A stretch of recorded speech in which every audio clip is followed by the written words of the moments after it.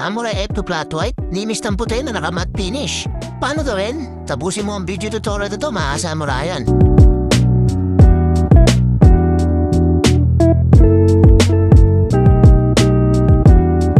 Wet sanding tayo o mag-iyan ng 150 grit para mapit ang old paint. After nyan, papasadaan naman natin ng 800 grit para pakanisin naman ang surface. At ito magiging resulta niya mga Samurayan. Okay, 0.4 epoxy surfacer naman ang primer na i-spray natin dito mga Samurayan. Lagi tandaan pag 2K series ang gagamitin, huwag kalimutan na i-activate muna ang canister bago i-apply.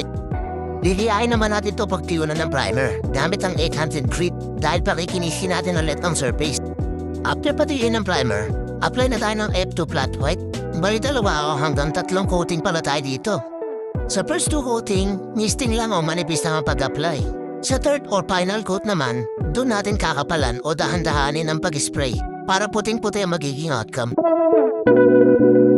At para sa top coat, hindi glossy ang ilalagay natin, kundi 1288 flat clear para maging matte ang outcome o kalalabasan ng ating pipinturahan. 2 coatings naman ang i-spray ko dito para matte na matte ang resulta niyan. Siya nga pala, ang top coat din pala magiging proteksyon ng ating pintura, kaya napaka-importante ng prosesong ito. At ito na ang final look o result mga Samurayan. Linis ng white pero grabe yung tindigan dahil sa matte finish. Sa mga gustong biyahin ang gantong process, huwag kalimutan mag-like at i-share ng video na to para marami rin ang matuto.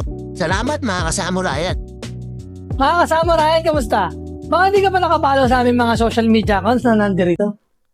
I-search nyo lang ang Samurai Paint Philippines.